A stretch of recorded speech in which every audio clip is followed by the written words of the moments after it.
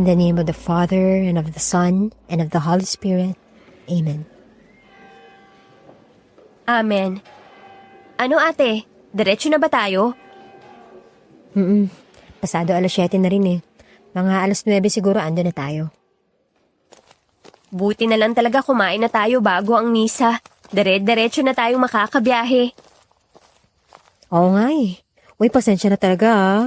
Ginabi na tuloy tayo. Hindi kasi pumayag yung boss ko na mag-out ako ng maaga kanina eh. Ayos lang ate Marian. Nagpasama nga rin kasi si Lolo sa palengke kanina. Himala ah. Pumayag ka sumama sa palengke? Sa arte mong yan? Grabe to. Nakisuyo lang naman si Lolo Pepeng. Buti na rin yun para may pagkain siya habang wala tayo. 2 to 3 days din tayo sa Cotabato eh. Joke lang? Itong kapatid ko talaga, asartalo. Teka, sandali. Po? Sister? Tawag niyo po kami? Ah, oo. Ako nga pala si Carmina. Pasensya na kung tinawag ko kayong bigla. Ako naman po si Claire. Tapos ito ang ate ko, si Marian. May kailangan po ba kayo sa amin, Sister Carmina? Magtatanong lang sana ako. Kayo ba ay nasa biyahe ngayon? Opo. Galing po kaming Jensen. Papunta po kaming Cotabato. Kayo lang ba ang nasa biyahe? Wala kayong ibang kasama? Opo. Sa amin po yung puting kotse na nakaparada. Bakit niyo po natanong? Nako, hindi maganda to. Ano kasi? Mas maganda kung bumalik na lang muna kayo sa inyo. O kung di naman kaya ay kumuha na muna kayo ng kwarto rito sa malapit ngayong gabi. Bakit naman po hindi kami pwedeng tumuloy sa biyahe namin? May problema po ba? Alam kong mawiwirduhan kayo sa akin. Pero hindi kasi maganda ang nakikita kong pangitain sa inyo. Mapapahamak kayo sa daan kapag tumuloy kayo. Sister Carmina, kailangan na po kasi naming makarating ng Cotabato ngayong gabi eh. Huling lamay po kasi ngayon ng tiyuhin namin. Kailangan ho kami ron. Tutulong din kami sa paghahanda sa libing bukas. Isa pa po, nasa 2 oras na ang binahe namin mula Jensen. Napakalayo na kung babalik kami. Ganito na lang. Kunin ninyo ang mga to. Rosario? Saka, ano po tong isa, sister? Mga bendetadong rosaryo. Tig-iisa kayo. Mas maganda kung isusuot ninyo yan sa leeg o kamay ninyo. Gawin ninyong pulsera sa kwintas. Ito naman ay isang patalim na gawa sa tanso. Hindi sigurado pero makakatulong sa inyo ang mga yan. Sister naman, tinatakot niyo naman po kami eh. Ano po ba kasing iniisip ninyong mangyayari sa amin? May nakikita akong pangitain. May makakasalubong kayong mga nilalang ng dilim sa daan. Ipapahamak nila kayo. Maraming salamat po sa babala ninyo, Sister Carmina, ha?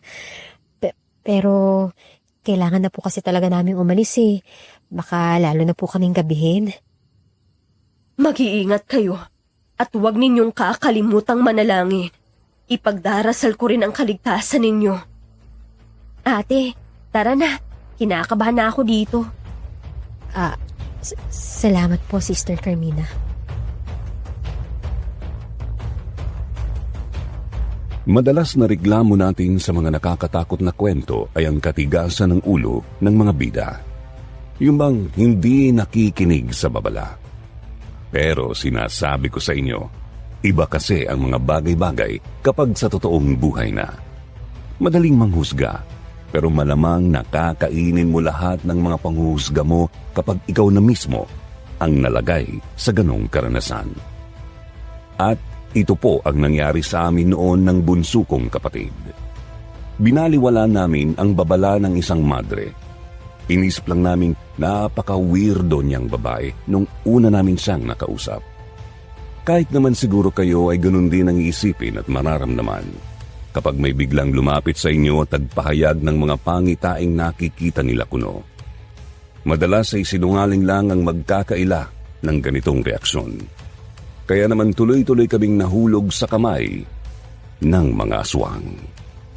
Ako nga po pala si Marian. Nangyari po itong kwento ko noong 2012. 25 years old pa lang ako nito. Bumiyahe kami ng nakababata kong kapatid na si Claire mula sa amin sa General Santos papuntang Cotabato City. Gamit lang namin ang kotse ng lolo Piping namin. Dadalo kasi kami noon sa lamay ng isa naming tiyuhin. Kinabukasan na ang libing kaya hindi kami pwedeng maantala. Ang di namin alam, ipapahamak pala kami ng pagmamadali namin. Nakakatakot yung madre kanina. Ano ba yung pinagsasabi niyang pangitain? Di ba bawal sa Katoliko yung mga ganyan? Hindi ko nga rin alam eh. Pero sa totoo lang, napaisip ako ron. Mukha kasing seryoso siya sa mga sinasabi niya. Kinakabahan ako sa sinasabi niyang panganib eh. Ate Maria naman eh. Huwag mong sabihing naniniwala ka sa weird ang madring yun. Gets ko naman, Claire. Ang sa akin lang, mag-ingat na lang tayo. Saka, basic lang naman yung paalala niya eh. Mag-iingat tayo at manalangin. Wala namang mawawala kung susundin natin, di ba? Oo nga. Pero nakakapraning lang kasi na may madring bigla-bigla na lang lalapit at magsasabi ng mga ganong bagay. Yung rosaryo mo ba? Suot mo na? Andito, nakapulupot sa kamay ko. Ayos din naman eh. Parang white crystals ang mga beads tapos silver ang cross. Maganda rin naman tingnan. Hindi ako magmumukhang manang. Ay, nako. Kahit kailan ka talaga. Ay, Diyos ko. My God naman ate. Anong problema ng asong yun? Bigla na lang tumawid. Diyos ko, nasagisaan ko ba? Hindi naman. Ayun oh, sa gilid ng daan, sa ilalim ng puno. Akala ko talaga noon ay nasagasaan ko yung aso na biglang tumawid. Naramdaman ko pa kasing bumundol yun sa nguso ng kotse namin, kaya naman napalingon ako sa itinuro ni Claire. Hindi tinted ang bintana ng kotse namin at abot din ng mga headlight ang isang puno. Kitang-kita ko sa ilalim noon ang isang aso na dark brown at agad akong nanlamig nang mapansing nanlilisik ang mga mata nito habang nakatingin sa amin. Tuloy na tayo ate.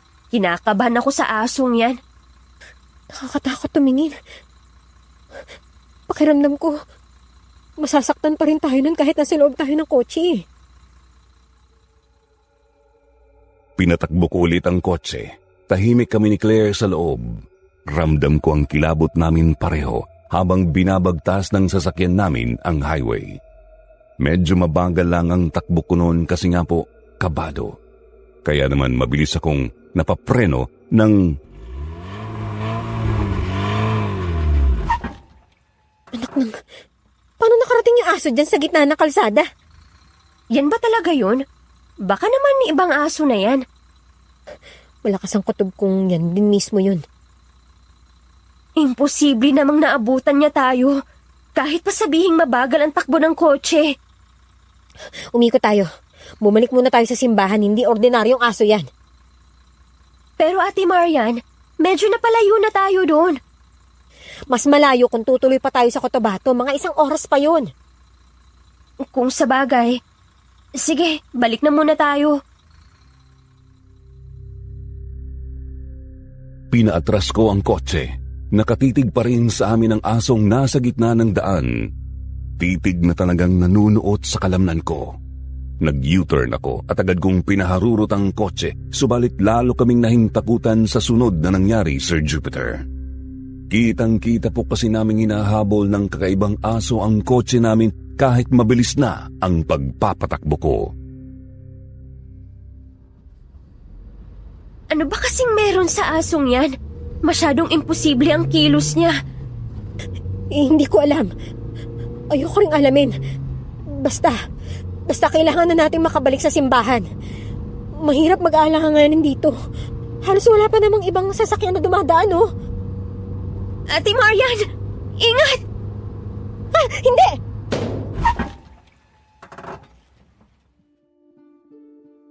Laking hilakbot namin nang biglang lumundag ang aso. Hindi namin sigurado kung ano ang ginawa nun, basta sunod na lang naming namalayang biglang sumabog ang isang gulong ng kotse. Gulong sa bandang likod sa kanan. Mabuti na lang at napilit ko pang kontrolin ang sasakyan para hindi tumabingi. Idiniretso ko ang galaw nito papunta sa may halamanan sa gilid ng daan habang pilit kong pinapakagat ang preno. Hanggang sa huminto na nga ito ng mabangga sa katawan ng isang malaking puno. Napasandal ang bandang kanang bahagi ng nguso nito. Hindi naman malakas ang pagkakabanggang yon dahil nga napahina na ang takbo ng sasakyan nung mga sandaling yon. Kaya hindi kami nasaktan sa loob. Claire, ayos ka lang? Ayos lang ako, ate. Pero, tingnan mo. Ano ba kasing kailangan sa atin na asong yan? Hindi maganda to. Baka mabasag niya yung salamin. Kailangan nating makatakas, Ate Marian. Hindi tayo mananatiling ligtas dito sa loob. Nilalamon na kami ng takot ng kapatid ko. Hindi na namin malaman kung saan mas ligtas. Ang manatili sa loob o lumabas ng sasakyan.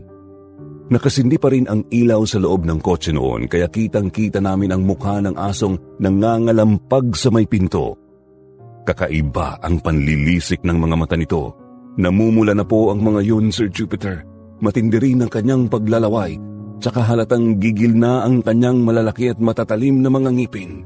Kinakalmot niya ang windshield ng kotse at alam kong hindi na magtatagal mababasag na niya yun. Kumilos kami ni Claire. Alanganin na tayo rito. Iba tayo sa backseat. Lumipat kami sa backseat. Tuloy-tuloy pa rin sa pangangalampag at pagkalmot sa harapang salamin ng aso. Sinilip ko ang magkabilang bintana sa may likod. Nakita kong mukhang mabilis naman naming mabubuksan ang mga pintong yon kapag kinailangan. Ate, ano nang gagawin natin? Konti na lang mababasag na yung salamin. Makinig ka, Claire. Kailangan natin uminahon, okay? Kapag nabasag ang windshield at nakapasok yung asong yan dito, buksan natin ang magkabilang pinto. Tumakas tayo. Pero Ate Marian, mahahabol tayo niyan. Humaharurot na kotse nga nagawa niyang habulin eh. Hindi ligtas kung basta lang tayo tatakbo. Mamamatay rin naman tayo kung mananatili tayo dito sa loob eh. Ganito, subukan natin tumakbo. Papunta ron sa kakahuyan. Baka sakaling mapabagal ng mga puno at halaman ng halimaw na yon. Kung sa highway tayo tatakbo, garantisadong maaabutan niya tayo. Ate, desperado na siya. Ayan na. Ihanda mo ang sarili mo. Magdasal ka, ha? At huwag mong huhubarin ng rosaryo sa kamay mo. Sana lang matulungan tayo ng mga binigay ni Sister Carmina. Kinuha ko sa bulsa ko ang binigay na patalim ng madre. Foldable pocket knife po yun, Sir Jupiter. Medyo maliit lang po, siguro nasa 6 inches ang patalim. Pero gawa nga sa tanso ang case at ang mismong blade. Bibigay na yung bintana, ate. Hindi pa ba tayo lalabas? Kapag lumabas tayo ngayon, mas mabilis na tayong mahahabol. Saka na tayo tumakas kapag naipasok na niya ang katawan niya sa loob ng kotse. Matatagalan siya noon na habulin tayo. Basta alerto ka lang, ha? Maghanda ka. Nagka-crack na ang salamin. Hawakan mo ng pinto. Kapag nabasag niya yung salamin at pumasok yung aso, lalabas tayo. Ayan na! Ngayon na! Hindi nga po nagtagal ay nabasag na ang windshield ng kotse. Agad ay pumasok ang aso. Pumatak pa ang napakalapot nitong laway sa may dashboard. Noon din po ay sabay naming binuksan ni Claire ang magkabilang pinto sa backseat. Mabuti na lang talaga't hindi naman naharangan ng puno ang pinto sa side niya. Pagkatapos ay agad kaming kumaripas ng takbo papuntang Kakahuyan.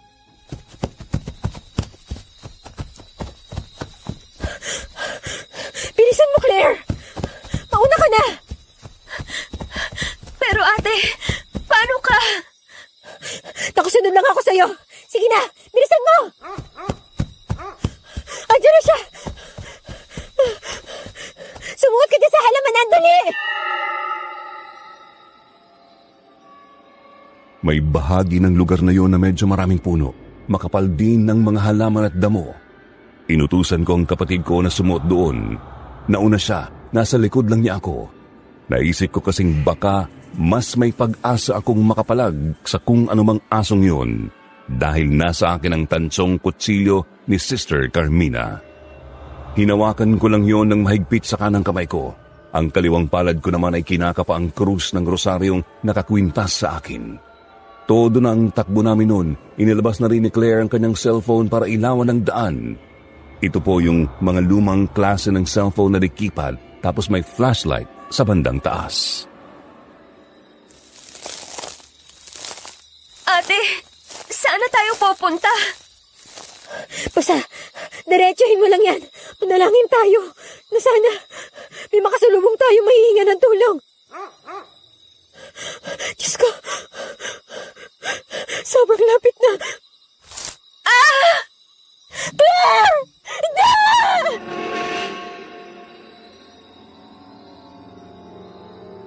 Nagulantang ako nang makita kong natiso ng kapatid ko at dumulas sa padausdos na bahagi ng lupa. Hindi ko napigil ang reaksyon ko. Nabigla ko rin ang kilos ko para subukan siyang hablutin pero hindi umabot ang kamay ko. Kaya naman napasumsub din ako at dumausdos na rin pababa. Sa kasamaang palad ay nauntog pa ang ulo ko sa isang bato.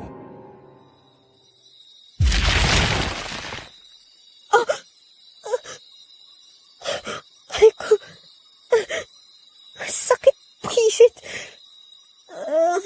Tuntog pa. Ate Marian, ate, ayos ka lang? Aray, hilo ko. Sakit na pagkakauntog na yun Ay, sakit. Halika, alalayan kita. Kailangan na nating makalayo rito. Anong klaseng nilalang yan? Umiikot na ang paningin ko pero pinilit kong tiisin ang sakit ng katawan ko. Kailangan na kasi naming makalayo agad sa lugar na yun. Subalit naagaw ng angil ng isang kung anong nilalang ang pansin namin.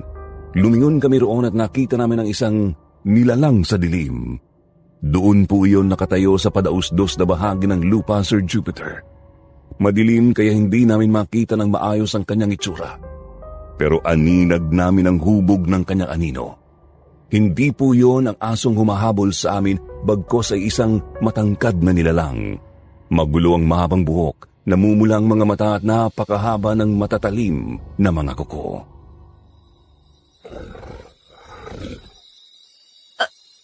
Halimaw! Hindi maganda to. Napupundi yung paningin ko. Ibigay na yung katawan ko. Ate, anong gagawin natin? Mamamatay na ba tayo? Hindi natin matatakasan ng isang yan. Claire? Claire, tatagan mo ang sarili mo, ha? Aray. Kailangan natin makatakas. Ayan na siya. Hindi! Wag! Tuloy-tuloy sa pagdilim ang paningin ko noon gawa ng pagkahilo. Ramdam ko na rin ang tumatagas na dugo mula sa nauntog na bahagi ng ulo ko. Tumingin ako sa kinaroroonan ng halimaw. Malabo sa akin ang bahaging yon ng alaala ko. Pinilit kong manatiling gising pero hindi na talaga kaya. Basta ang huli ko pong nakita ay ang pagtakbo ng halimaw palapit sa amin. May kung sinong dumating. Nakita ko pang sinuntok noon ang halimaw at doon ay muli na akong natumba. Tsaka nawalan ng ulirat.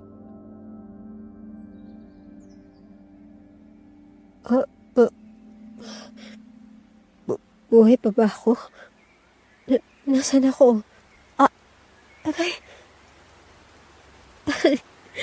Sakit pa rin ang ulo ko sa kanang katawan ko.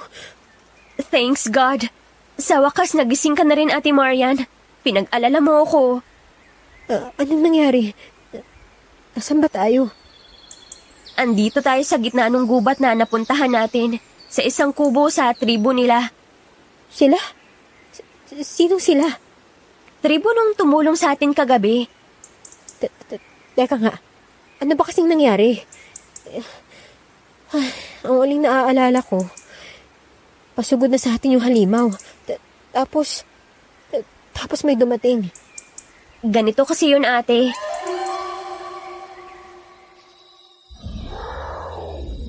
Ayan na siya. Hindi. Wag! Hindi ko na kaya. Ate! Ate Marian! Hindi! Ate! Ate! Tumigil ka ng pangas ka! Lalaki? Sino yun? Lumayo ka na! Lubayan mo na to! Layas na!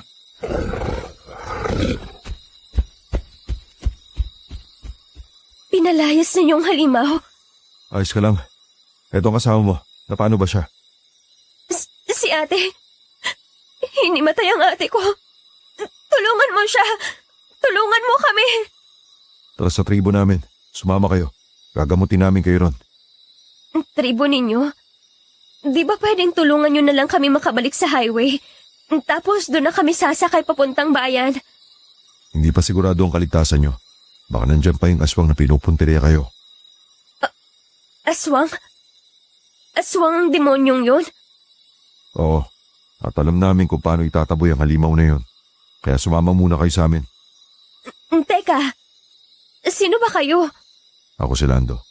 Pinuno ako sa isang tribo doon sa pusod ng gubat na ito. Lando? Tribo? Tribo? Anong tribo ba? Tribo talaga, ate. Mga katutubo. Naggulat at nagtaka nga rin ako eh. Yung mga tao kasi rito, yung iba nakabahag.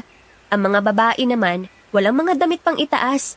Hindi ko nga akalaing may makikita akong ganito rito. Ako, mamaya niyan ano pang gawin nila sa atin? Hindi naman siguro. Mukha naman silang mababait eh. Niligtas pa nga nila tayo kagabi. Mapayapa rin sila rito. Kukonti pa nga lang ang nakikita ko sa kanila. Mula pa kaninang umaga hanggang ngayon. Teka nga, anong oras na ba? Pasado 12:00 na. Medyo napahaba rin ang tulog mo eh. Claire, ako ito. Nandito na yung pagkain nyo. Andyan na siya, ate. Pasok ka lang, Lando. Bukas yan. Medyo nagulat ako sa pumasok na lalaki, Sir Jupiter.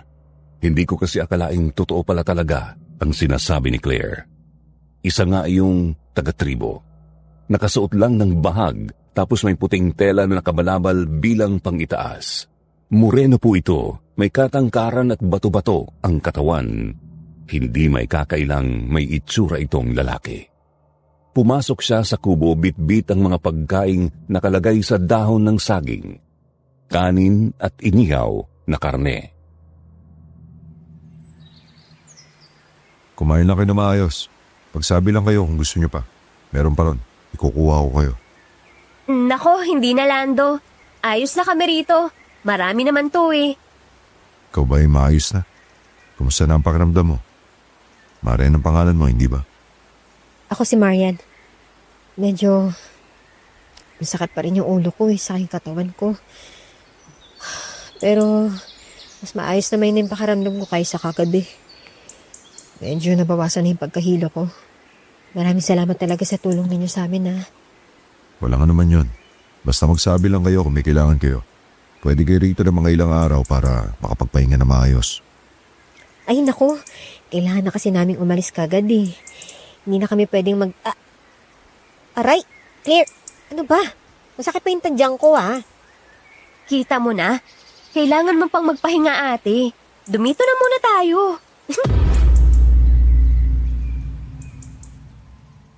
Inirapan ko ang kapatid ko.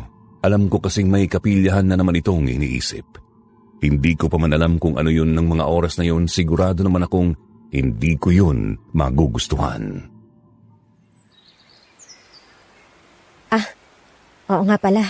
Pasensya na sa itatanong ko Huwag mo sana mamasamain, pero anong tribo ba tong inyo, Lando? Parang wala pa akong narinig na may tribo rito sa banda rito eh.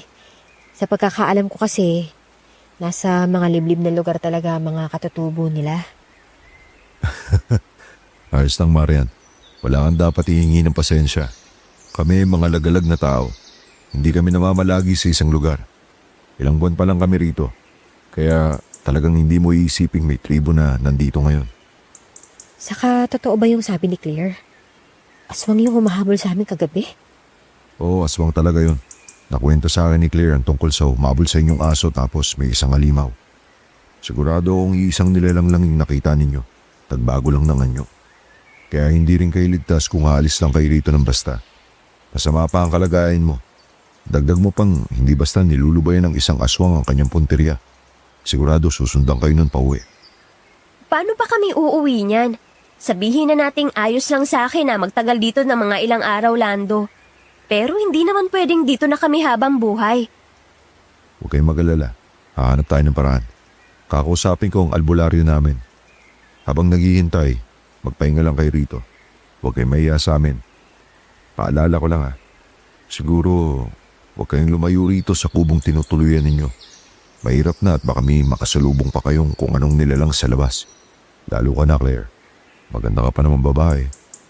Talaga? Maganda ako, Pogi. Yee! Umayos ka nga. Kurating ko yung singit mo eh. Ate naman masyado kang KJ. Mukha namang mabait si Lando, pero sa di ko matukoy na dahilan noon ay hindi ako mapalagay. Pakiramdam ko ay may inililihim siyang kung ano sa amin. Subalit, inisip ko lang na baka masyado lang akong napapraning kasi naninibago ako sa lugar nila. Isang lugar na kakaiba nga namang talaga para sa akin. Kaya isinantabi ko na lang muna ang kutob na yon. Pagkatapos namin kumain ay umalis na si Lando. Maya-maya pa ay may dumating na isang binata. Naghatid ng halamang gamot na pinapainom sa akin. Kumusta ng pakiramdam mo, ate? Ito, nababawasan na rin yung pananakit ng katawan ko. Fairness mukhang epektibo yung gamot na pinainom nila sa akin kanina. Labas muna siguro tayo, ate. Kaya mo na ba?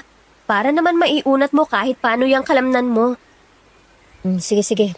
Basta wag lang tayong lumayo Yung sabi ng Lando mahirap magpasaway. Di pa naman natin kilala tong lugar na to. Ate Maria naman, huwag kang ngampraning. Maglalakad-lakad lang naman tayo ng konti. Tsaka, oo nga pala. Oh, eto. Ano to? Yung tansong kutsilyo? Nabitawan mo yata kagabi nung dumausdos tayo. Mabuti nakita ko sa lupa kaya pinulot ko. Dyan na lang muna siguro yan sa'yo. Kunin mo na, ate. Mas malaki tiwala mo dyan Sige na nga. Ang mga cellphone natin, hindi mo nakita. Hindi. Kaya hindi talaga tayo basta makakahingi ng saklolo sa mga kilala natin. Tama si Claire, Sir Jupiter. Kakaiba nga ang tiwala ko sa tansong patalim na yon. Mula kasi nang hinabol kami ng kakaibang aso, napatunayan ko ng may katuturan ang mga sinabi ni Sister Carmina. Kaya naman ayoko nang malayo sa amin ang tansong kutsilyo na yon. Nilabas ko ang patalim mula sa pagkakatiklop dito sa loob ng case. Tinitigan ko ng sandali bago ko tiniklop ulit at binulsa. Pagkatapos ay lumabas na kami ni Claire sa kubo.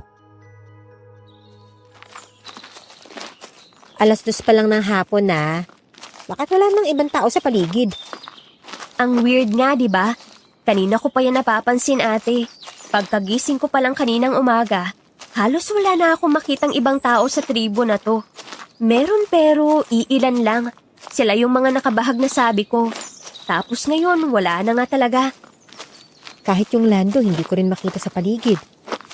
Baka nangangaso siguro. Baka nga. Sundin na lang natin yung sinabi niya na huwag tayong lumayo masyado. Hindi ko alam pero kinikilabutan ako rito. Grabe ka naman ate. Kinikilabutan talaga. Oo, weird at kakaiba tong lugar.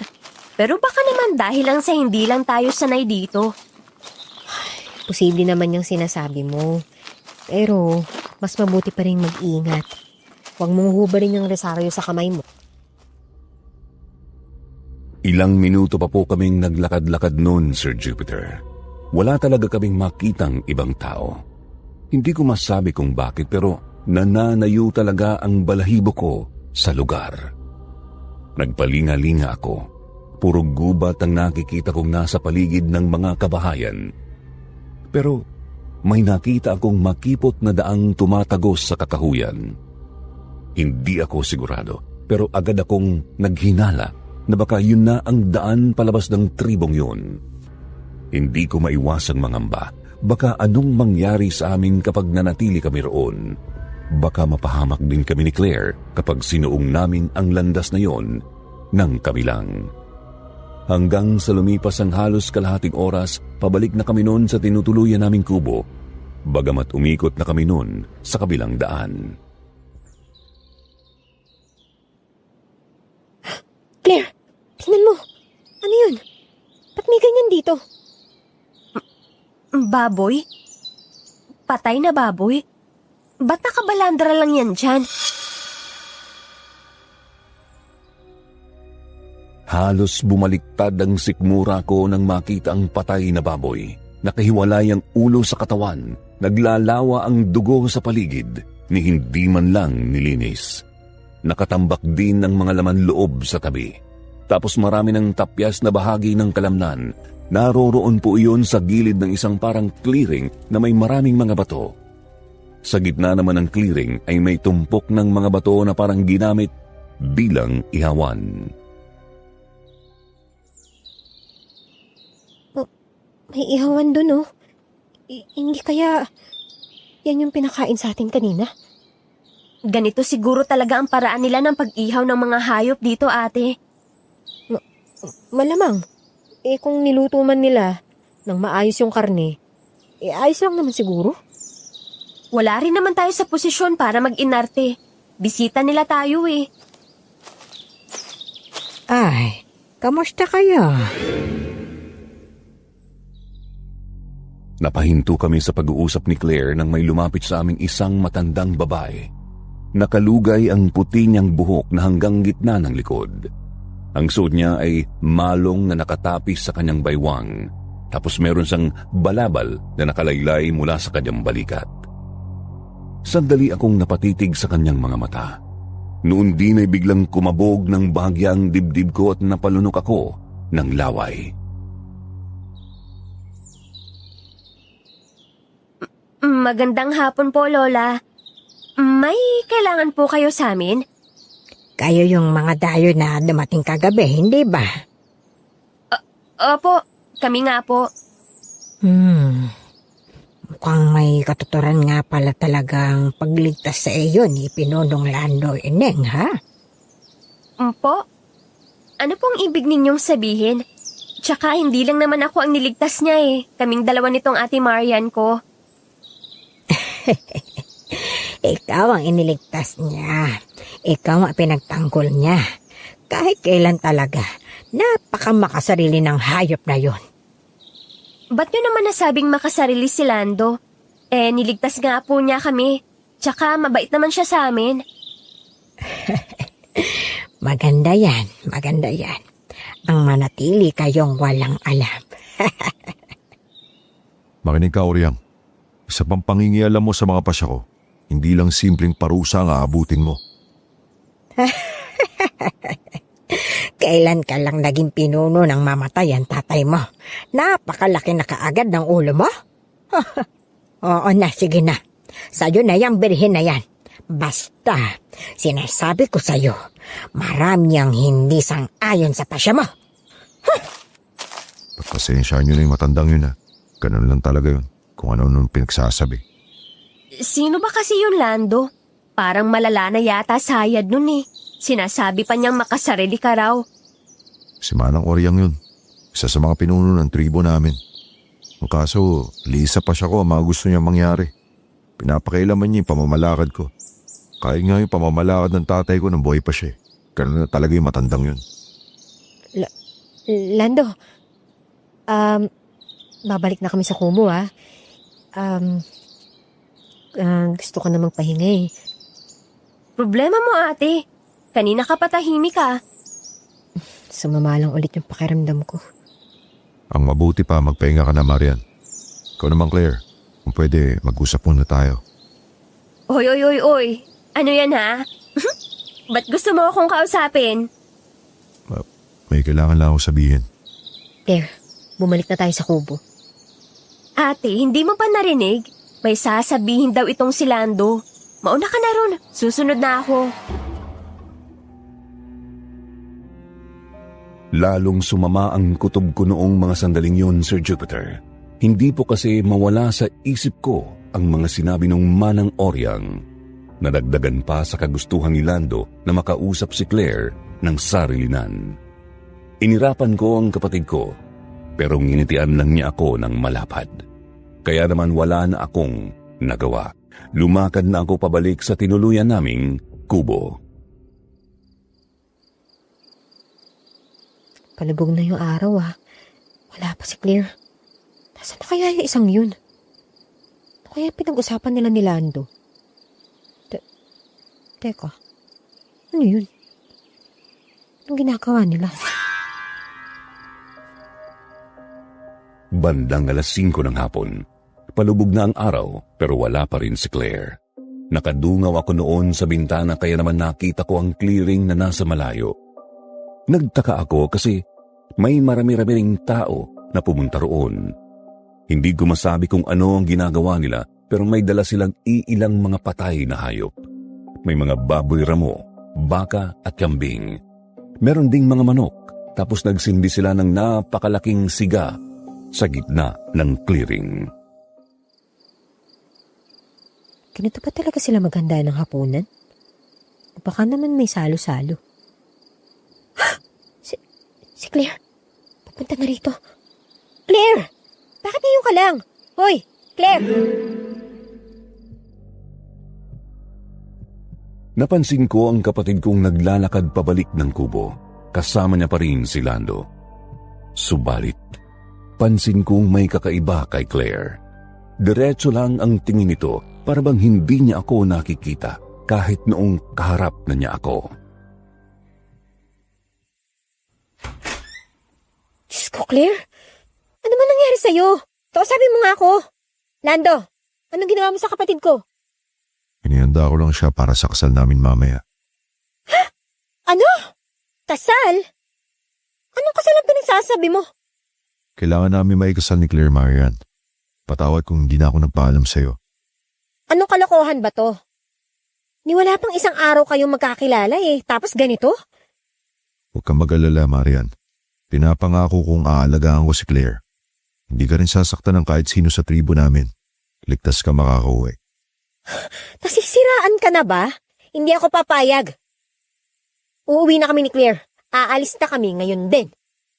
Ikaw, pwede ka nang umuwi kung gusto mo. Pero mananatili rito si Claire. Hindi nga pwede ang gusto mo. Hindi mo nga makausap ng maayos ang kapatid ko. Paano ko malalaman kung payag ba siya din sa kalokohan nyo? Marian, hindi ito tungkol sa payag ba siya o hindi. Tungkol ito sa kung anong kailangan ko. Maliwanag? Sige na. Diyan muna si Claire. Susunduin lang namin siya mamaya. Nasisiraan ka na! Hoy! Buksan mo tong pinto! Palabasin nyo kami rito! Pauwiin nyo kami! Oh, walang hiya kayo! Anong ginawa nyo sa kapatid ko? Mga siraulo! Kinandado ni Lando ang pinto ng kubo mula sa labas, pati ang mga bintana ay sinarado rin nilang maigi. Sinubukan kong sumilip sa isang siwang sa may dingding. Nakita kong may isang lalaking nagbabantay sa bakuran. Diyos ko, anong gagawin namin? Paano ba kami makakatakas dito? Claire, ano ba kasing nangyari sa'yo? Kausapin mo naman ako. Anong ginawa nila sa'yo? Bakit ka nagkaganyan? Teka, nasaan na yung... Sinubukan ko ng sinubukang kausapin si Claire pero hindi po talaga siya kumikibo. Tulala lang talaga siyang nakaupo sa isang sulok ng kubo hanggang sa napansin kong hindi na niya suot ang benditadong rosaryo sa kanyang braso. Bakit mo kasi hinubad yung rosaryo? Diyos ko naman, Claire, oh. Kaya ka napapahamak eh. Paano na kaya to? Ay, bahala na nga. Hinubad ko ang benditadong rosaryo na nasa leeg ko. Tapos ikinwintas ko yon kay Claire. At noon din, Sir Jupiter, biglang natauhan ang kapatid ko. Ate, anong nangyari? Si Lando, nasan? Ikaw ang dapat nung tanungin yan. Ano bang nangyari?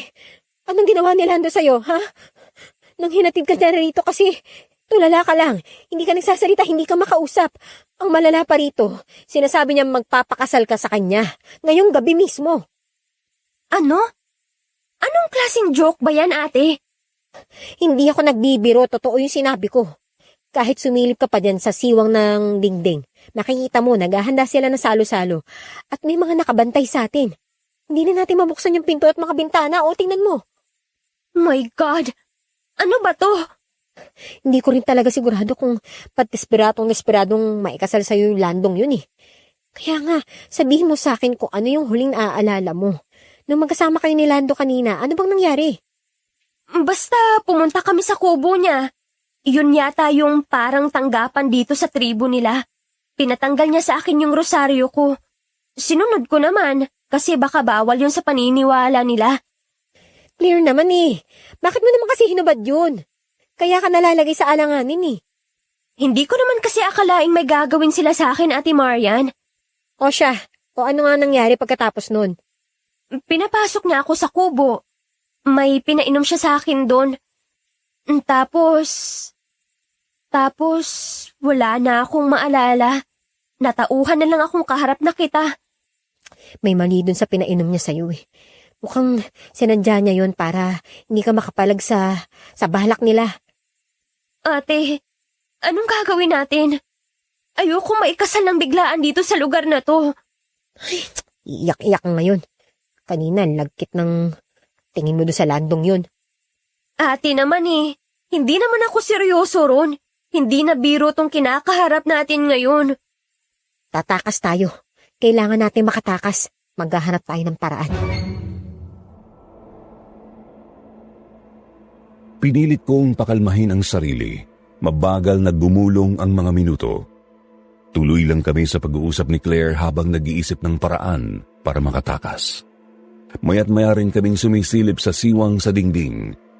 Nakakatakot kasing baka bigla na lang kunin ang kapatid ko ng mga taong yun. Ate, may naisip na ako. Delikado pero sumugal na tayo. Oh, ano yun? Linlangin natin yung bantay. Sabihin nating nababaan yung isa sa atin. Tapos sunggaban natin siya. Ako ang tatawag sa kanya. Ang alam kasi nila, tulala ka pa rin. Kapag nabuksan niya yung pinto, tulungan mo akong hablutin siya papasok ha. Saka ko siya sasaksakin itong kutsilong tanso. Okay, ate. Sige. Pero, magdasal muna tayo. Ilang minuto kaming nanalangin ni Claire. Sinabay namin iyon sa pag-iipon ng lakas ng loob. Nang maging handa na kami ay nilabas ko na ang tansong kutsilyo. Sumilip ako sa siwang. Kita kong ang bantay lang ang malapit sa amin.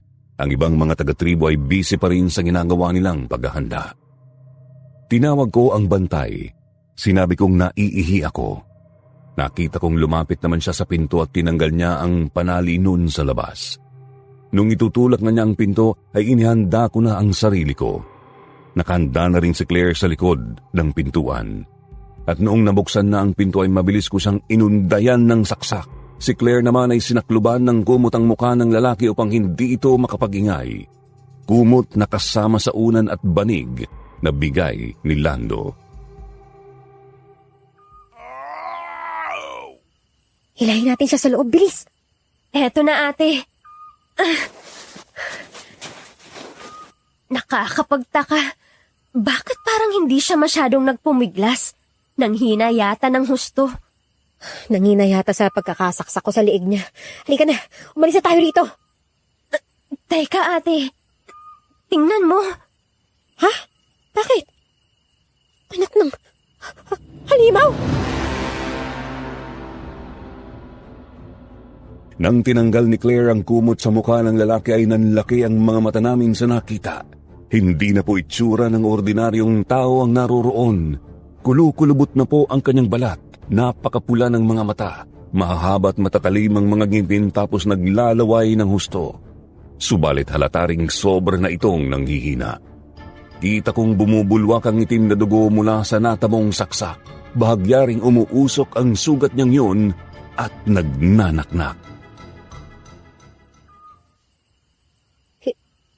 Hindi. Halimaw?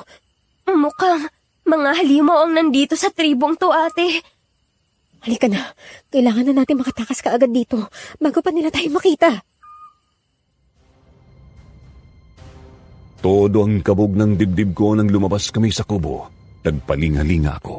Nakita kong wala pa ring mga tao o halimaw sa paligid namin, kaya naman tuloy-tuloy na kaming tumakbo papunta roon sa daan ang nakita ko. Hindi sigurado kung yun ba ang tamang landas, pero wala na kaming mapagpipilian kundi ang sumugal. Ate, kumusta na bang pakiramdam mo? Hindi ka na nahihirapan tumakbo? Medyo kumikirot pa rin ang kalamnan ko sa kapatoo lang eh. Diyos ko, niingal ako kakatakbo. Pero kailangan natin kayanin to. Kailangan natin makalayo. Ikaw ba? Hindi ka ba nahihilo? Ayos lang ang pakiramdam ko, ate. Medyo gutom na ako pero kaya ko pa namang tiisin. O siya, bilisan pa natin yung pagtakbo. Baka may makakita pa sa atin. Tuloy-tuloy pa kaming tumakbo ni Claire. Tinahak namin ang makipot na daan. Medyo mahirap kasi buwan lang ang liwanag namin. Lalo pa kaming namroblema ng kinailangan na namin sumuong sa masukal na bahagi ng gubat. May natanaw kami sa unahan na medyo paangat na bahagi ng lupa, kaya naisip kong yun ang dapat naming tumbukin. Makita tayo doon. Nahulog tayo kagabi doon, di ba? Baka yan yung bahaging yun ng lupa. Sana nga dyan na ang daan papuntang highway. Kinakabahan na talaga ako, ate. Claire, tingnan mo doon. May liwanag. May liwanag na mukhang galing sa apoy. Oo nga. Sana may makatulong sa atin dyan. Sana hindi kung anong demonyo ang nandyan. Hindi. Nandiyan na sila. Bilis! Hindi pwede to. Hindi nila tayo dapat makuha. Tulong! Saklolo! Tulungan niyo kami! Tulong! Saklolo!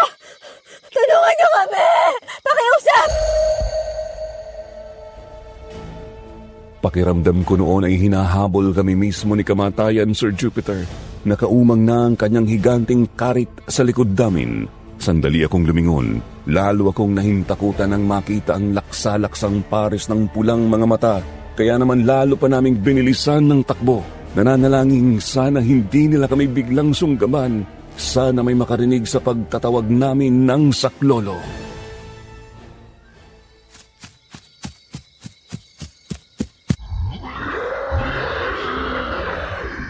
Claire, saan ka pupunta? Bumalik ka rito! Bumalik ka na para wala na masaktan! Bilisan pa natin, Claire. Kaya natin to. Makakatakas tayo. Konti na lang. Maaabutan na nila tayo. Nakakainis. Saklolo! Tulungan niyo kami! Tulong! Bumalik ka na bago pa maubos ang pasensya ko! Noong sandaling yun ay natauhan ako. Hindi pa nila kami nahahabol dahil pinipigil pa ng mga aswang ang kanilang sarili. Sadyang ayaw nila kaming saktan. Gusto talaga nilang makuha ng ligtas ang kapatid ko.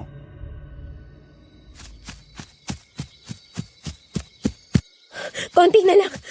Makakalapit na tayo sa paangat na bahagi. Nihingal ako. Ayaw kanilang masaktan. Claire, gamitin natin pagkakataon to. Kuha ko, ate. Pero kayanin mo pa. Halatang bumibigay ka na. Ate, ayaw nila akong saktan. Pero hindi natin alam sa'yo. Ayokong ikaw ang patayin nila dahil hindi ako pumayag sa gusto nila. Kapag hindi kayo bumalik, mapipilitan ako saktan niyang ate mo. Pumayag ka lang sa gusto ko. Ayan na nga bang sinasabi ko. Bilisan pa natin, ate. Nauubusan na ako ng hangin. Hindi ko na kaya sumigaw pa na sa kalolo. Ate, kaya natin to. Kaya natin. Hindi kayo makatatakas sa akin, mga hangal! Sir Jupiter, halos panawan ako ng ulirat nang biglang may lumundag sa harap namin. Napahinto kami sa pagtakbo. Bumigay pa nga ang isang binti ko at napaluhod ako sa pagod. Humarang sa harap namin ang isang pamilyar na figura. Anino ng napakatangkad na nilalang. Kita ko ang mahaba at magulo niyang buhok. Napakahaba at napakatatalim ng kanyang mga kuko at napakapula ng kanyang mga mata. Ang halimaw na humabol sa amin ng nagdaang gabi.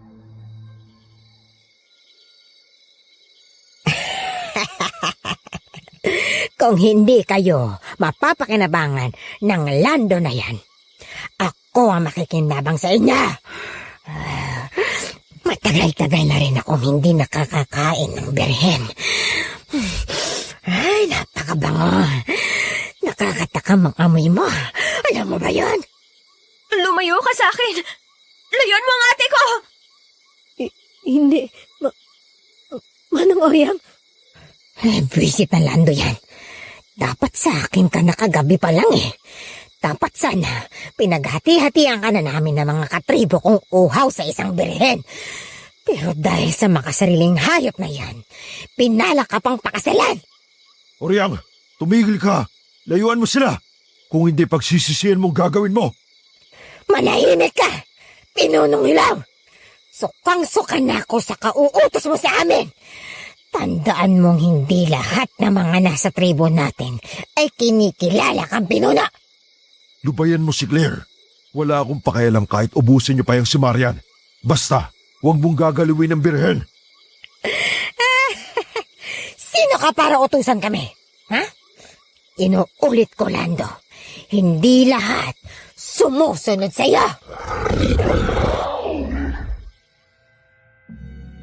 Hindi na namin malaman ni Claire ang gagawin. Sa likod namin ay naroroon sina Lando. Sa harap naman namin ay sina Oryang. Siguro ay nasa 20 o 30 mga halimaw ang nakapalibot sa amin. Sumuot na lang kami noon sa makapal na bahagi ng halamanan tsaka sumandal sa isang puno. Doon man lang ay sigurado kaming walang aswang na manggagaling sa likod namin. Inilabas ko ang tansong kutsilyo. Si Claire naman ay matindi na ang kapit sa benditadong rosaryong nasa kanyang leeg. Ate, ang dami nila. Anong gagawin natin? Diyos ko, huwag niyo kami pamamayaan. Protektahan niyo kami ni Claire. Ate, wala ka ng rosaryo. Dapat pala talaga hindi ko hinubad yung akin eh. Wala nang panahon para sa ganyang sisihan. Ang mahalaga, makapag-isip tayo ng gagawin ngayon. Bahala na. Tulong! Saklolo! Tulungan niyo kami! Tulong! Saklolo! Kung may nakakarinig sa amin, tulungan niyo kami! Walang magagawa yung pagsusumigaw ninyo. Walang makaririnig sa inyo rito. Isa kang malaking hangal, Oriang. Talagang kakalabanin mo ko. Panahon na para matapos na yung kaibangan mo. Mga kasama, kilos na! Sa isang iglap ay nagsimulang magkagulo ang dalawang panig ng mga aswang. Si Manang Oriang ay bigla na lang lumundang papunta kay Claire, kaya naman mabilis akong humarang at agad kong winasiwas ang hawak kong tansong kutsilyo sa hangin, subalit mabilis din siyang nakahakbang paatras. Layaan mo ang kapatid ko! Demonyo ka! Lintik na sandata yan! Saan galing yan? Wala ka nang pakialam doon! Uunahan mo na kita bago mo dagitin yung kapatid mo! Ate! Ilag! Nanlaki ang mga mata ko nang sumugod sa akin ang aswang. Pinangharang ko ang kamay kong may hawak ng patalim at idiniin ang pagkakasandal sa puno. Ang akala ko talaga noon ay katapusan ko na, Sir Jupiter. Mabuti na lang at nakalapit si Lando, nahamblot niya si Manang Oriang tsaka hinagis sa ibang direksyon. Sinabi ko naman sa'yo, di ba? Huwag kang gagawa ng ganitong kahangalan. At sinabi ko na rin sa'yo, hindi ikaw ang masusunod sa tribo na ito! Noon din ay nagsagupaan ang dalawa, Sir Jupiter. Sumidhi pa ang kilabot namin ng kapatid ko. Wala kaming magawa kundi ang mapaupo na lang sa paanan ng kubo. Magyakapan at mapapikit. Oo, pinoprotektahan kami ni Lando laban kina Manang Oriang, pero hindi pa rin kasi talaga makatuwiran ang layunin niya. Nakapikit kami noon pero ramdam na ramdam at dinig na dinig namin ang tumitinding sagupaan. Patindi ng patindi hanggang sa nagtaka na lang ako. Bigla kasing nag-iba ang tono ng mga boses nila. Mula sa pagiging galit sa isa't isa ay nilamon ng pangamba ang magkabilang panig. Dumilat ako at nanlaki ang mga mata ko nang makita ang lumalaking apoy. Nagmumula ayon doon banda sa padausdos na bahagi ng lupa.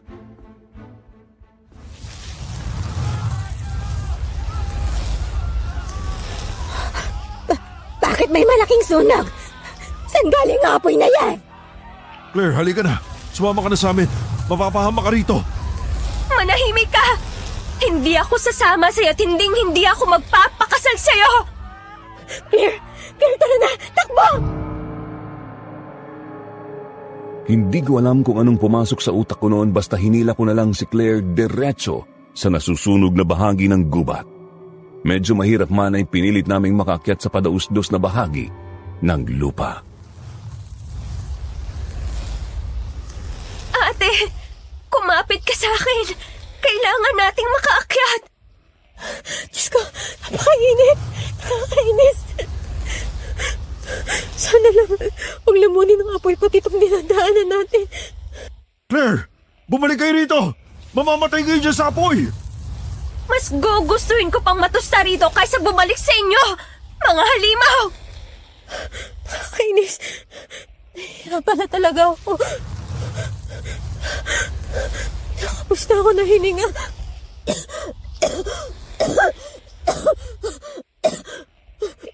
Ate, kaya mo yan! Kaya natin to! Ayun sila! Nakita ko na ang magkapatid! Tulungan natin sila! Bilisan natin! Sister Carmina? Laking pasasalamat namin sa Panginoon nang dumating si Sister Carmina, Sir Jupiter. May mga kasama siyang iilang mga tao, siguro ay tumulong sa paghahanap sa amin. Inilusot nila kami palabas ng apoy tsaka tinulungang makaalis sa gubat na yun.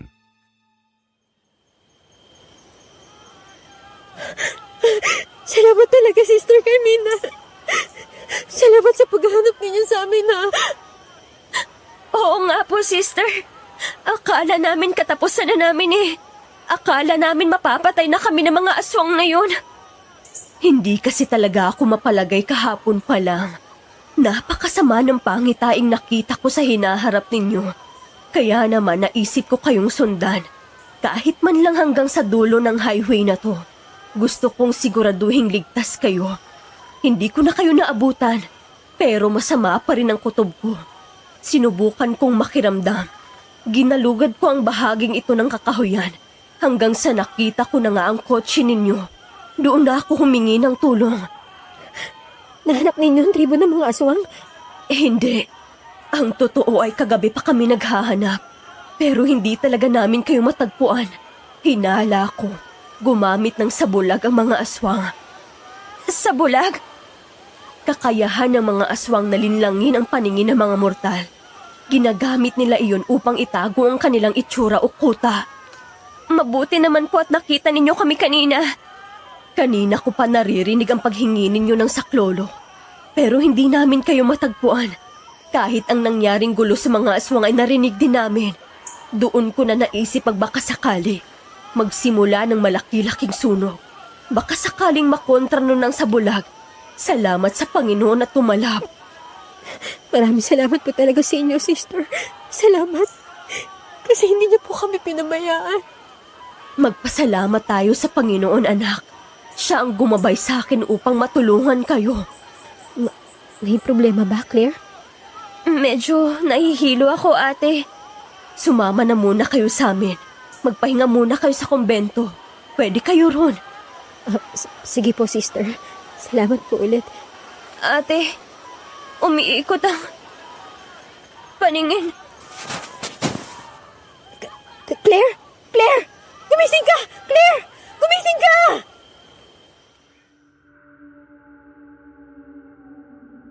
Taranta naming sinakay si Claire sa van ni na Sister Carmina. Naisip ko noong isugod ang kapatid ko sa ospital, subalit iba ang nasa isip ng madre.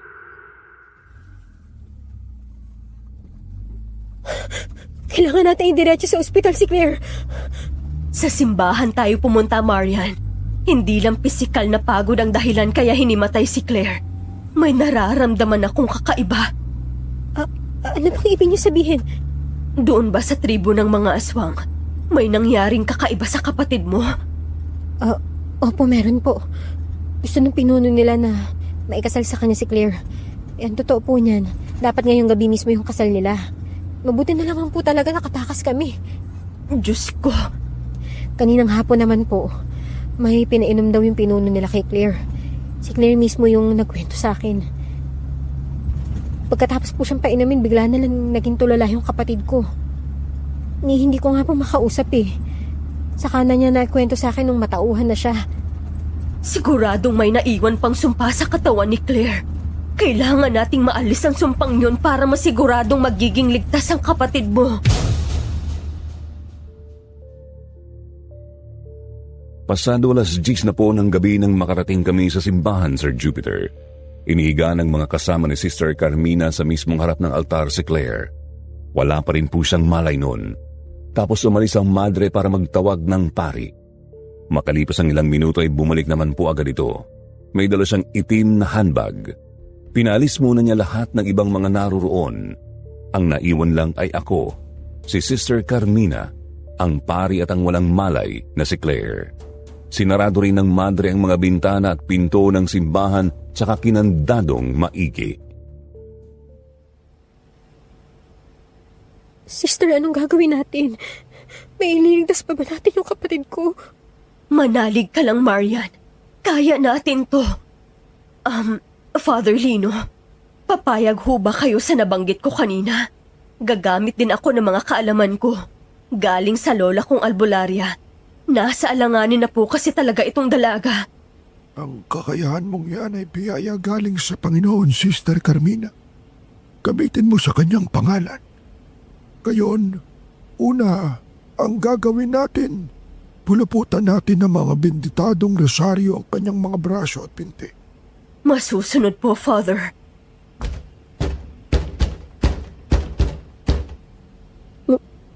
May kumakatok.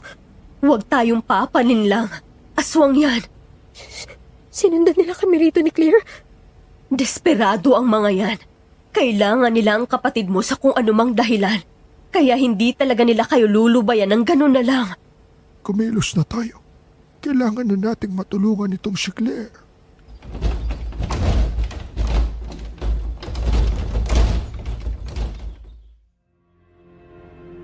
Hindi ko alam kung si Lando o si Manang Oryang ba ang nasa labas.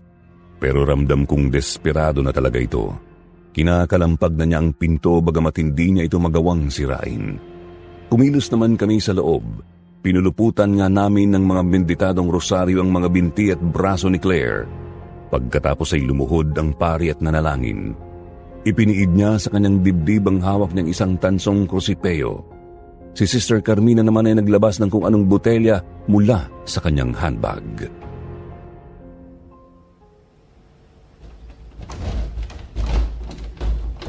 Marian, tulungan mo ko. Painumin natin si Claire nito. Opo, sister. Claire, alam ko nandiyan ka sa loob. Sumagot ka. Sumama ka na sa akin. Kailangan kita. Kailangan kita, Claire. Si Lando. Huwag kang papatinag, Marian. Huwag kang matatakot. Huwag kang sasagot. Ituon mo ang pansin sa ginagawa natin. Eto na po, sister. Ibubuka ko po yung bunganga ni Claire. Ipatak niyo na po sa kanya yan. Claire! Claire, sumagot ka! Claire! Pinilit kong huwag pansinin ang takot ko kay Lando. Todo ang panalangin ko noon sa kalooban ko habang inaalalayan ko si Sister Carmina. Pinainom niya nung langis ang kapatid ko. Pinahiran din niya noon ang noo, leeg, mga palapulsuhan at binti ni Claire. Ilang minuto pa ay napansin na naming nagigising na ang kapatid ko. Claire? Kumusta ng pakiramdam mo? Hindi pa nakakabalik ang kapatid mo, Marian. Hindi pa tayo tapos. Tuloy-tuloy lang sa pananalangin. Lando, kunin mo ako. Kunin mo ako. Ano ba pinagsasabi mo, Claire? Lumayo kayo ng konti sa kanya. Susubukan ko ng tanggalin ang binhi ng aswang sa kanyang katawan. Father, Magtiwala ka, Marian. Manalig ka. Exorcisio te, Spiritus Immundi, in nomine Dei Patris, Omnipotentis. Tumigil ka! Tigilan mo ako! Sir Jupiter, nanlamig ang kalamnan ko sa nasaksihan. Bigla na lang po kasing ipiniid ng pari ang hamak niyang krusipeyong tanso sa mismong mukha ng kapatid ko. Noon din po ay namilipit sa sakit si Claire. Kita ko ring bagyang nagbago ang kanyang itsura. Medyo kumulubot ang kanyang balat, nangitim ang kanyang gilagid at medyo tumalim ang mga ngipin. Dumilat siya at tumitig sa akin. Kita ko noong namula rin ang kanyang mga mata, kapansin-pansin ding hindi siya makakilos ng maayos. Animoy, pinapako sa sahig ng mga rosaryo ang kanyang katawan.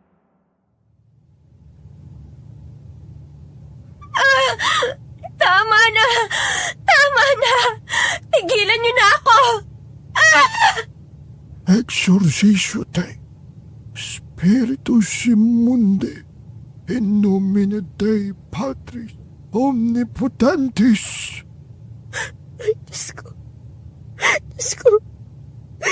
Tulungan niyo ba sana yung kapatid ko? Lubayan niyo mapapangasawa ko. Ibigay niyo sa akin! Ibigay niyo sa akin si Claire! Sister Carmina, ngayon na. Opo, Father.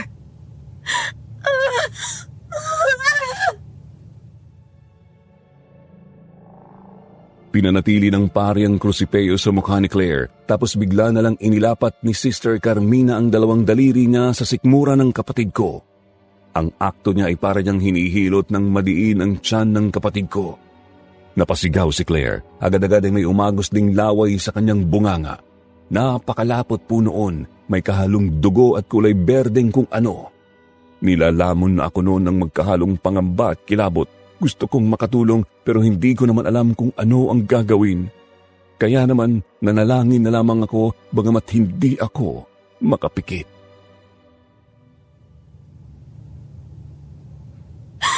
Tama na! Tama na! Tama na! Konti na lang. Konti na lang. Ano pong nangyayari, sister? Kailangan nating maalis ang binhi ng aswang mula sa kapatid mo. Naguguluhan na ako noon sa sinasabi ni Sister Carmina. Wala naman kasi akong alam sa mga ganung bagay. Gayunpaman ay pinili ko na lang manahimik dahil ayokong maabala ang kanilang ginagawa sa kapatid ko. Nagpatuloy si Sister Carmina sa paghilot sa kapatid ko. Mula sa sikmura ay nakarating na siya sa may dibdib hanggang sa bandang lalamunan. Noon ay lalong nagpumiglas ang kapatid ko. Tuloy-tuloy ang pag-agos ng napakalapot na laway mula sa kanyang bunganga hanggang sa tuluyan na nga siyang nasuka. Inalalayan namin siya ni na Father Lino at Sister Carmina upang makaupo at makapagpatuloy sa pagsuka.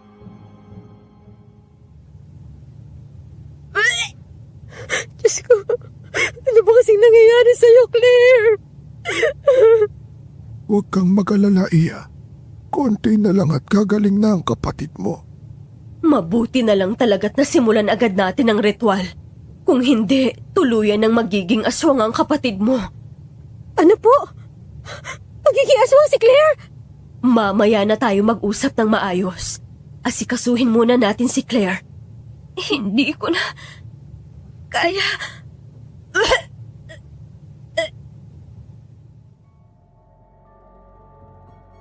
Sir Jupiter, nanlaki ang mga mata ko sa huling sinuka ni Claire. Napakaraming malapot na laway po noon. Nangungulay berde at itim, tapos may sumabay na kung anong buo. Kung titignan ay para iyong egg yolk o yung dilaw na bahagi ng itlog ng manok, pero kulay itim.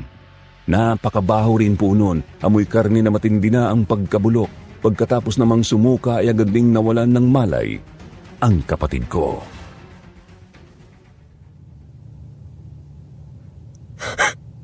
Ano po yan? Yan ang binhi o sisiw ng aswang. Magpasalamat tayo at hindi pa yan nabubuo. Kasi kung buo na yan at tuluyan ang naging itim na sisiw, hindi na natin maibabalik sa dati si Claire. Siguro ay kailangan mo munang ipaliwanag ng mas malinaw ang lahat dito kay Marian, Sister Carmina. Ganun na nga po, Father Lino. Ako ilalabas muna. Sisiguraduhin kong wala na ang aswang. Si Lando. Wala na po ba siya sa labas, Father? Naputol na natin ang sampang nilagay niya sa kapatid mo. Malamang na umalis na yon. Pero yun nga, titignan ko muna para makasigurado tayo. Magtatawag lang din muna ako ng mga pwedeng umalalay kay Claire. Dito lang muna kayo. Sister, ano po ba kasi talaga nangyari sa kapatid ko? Ano po bang pinainom sa kanya ni Lando? Pangyanggaw. Ibig sabihin ay gustong hawaan ni Lando si Claire ng pagkaaswang. Diyos ko, kung ganun, nasa matinding alanganin pala talaga si Claire doon sa tribong yun. Ganun na nga, Marian. Kung hindi kayo nakatakas, malamang na naikasal na kay Lando itong kapatid mo at tuluyan ng naging aswang. Ang hindi ko po talaga maintindihan, kung bakit pinag-aagawan ng dalawang panig si Claire. Si Lando gusto siya mapangasawa. Yung si Manang Oriang naman, gusto siyang kainin. Hindi ko sigurado. Pero hinala ko, yun ay dahil isa pang birhin itong kapatid mo. Nakikita ko ring mahina ang pananampalataya niya sa Panginoon. Hinubad nga niya ang rosaryong binigay ko, di ba? Kaya naman, isa siyang perpektong asawa para sa ibang aswang, habang saktong hapunan naman para sa iba. Ano na pong mangyayari ngayon? Tapos na po ba talaga yung dilubyo to, sister? Tapos na, Marian. Maayos na si Claire at mukhang naitaboy na natin ang aswang na humahabol sa kanya. Gayunpaman, pinakamainam pa rin na tumawid kayo ng dagat at manatili kayo sa malayo ng hindi bababa sa 1 taon. Ha? Bakit naman po? Hindi nakakatawid ng dagat ang mga aswang. Kaya naman, isa yun sa mga siguradong paraan para hindi na nila kayo habulin. Nang makabalik si Father ay may kasama na siyang 2 sakristan. Nilinis nila ang bahaging hinigaan ni Claire at pinulot ang binhi ng aswang. Binindisyonan at dinasalan yun ni Father bago sinunog sa may bakuran. Pinatuloy din kami ni na Sister Carmina sa kumbento noong gabing yun, Sir Jupiter. Doon kami nagpahinga. Ang kapatid ko naman ay nagising ng sumunod na umaga.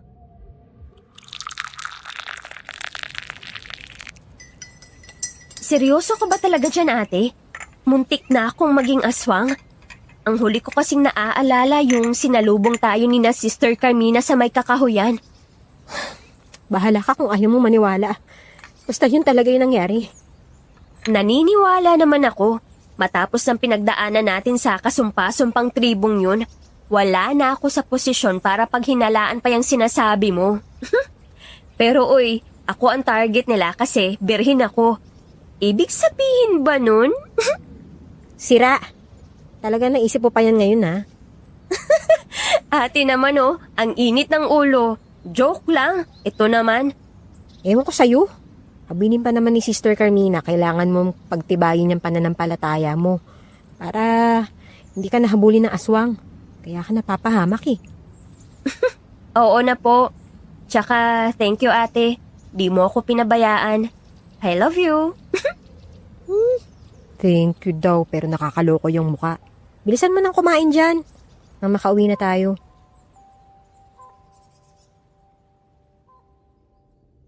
Hapon din po noon ay umuwi na kami sa Jensan. Hinatid po kami ng mga taga-simbahan. Hindi na kami nakatuloy sa Cotabato City. Pagka-uwi namin ay abot-abot ang pangamba ni Lolo. Mabuti na lang at naroroon naman sina Sister Carmina para ipanatag ang kalooban ni Lolo. Pagkatapos ng nangyari ay naging payapa naman ang buhay namin. Sinunod din po namin ang habilin ni Sister Carmina. Lumuwas kami sa mga kamag-anak namin sa Negros. Nanatili kami roon ng 1 taon bago bumalik ng General Santos. Sir Jupiter, hanggang dito na lang po itong salaysay ko. Sana po ay kinapulutan ninyo ng aral. Makinig sa mga babala at panatilihing matibay ang ating pananampalataya. Maraming salamat po.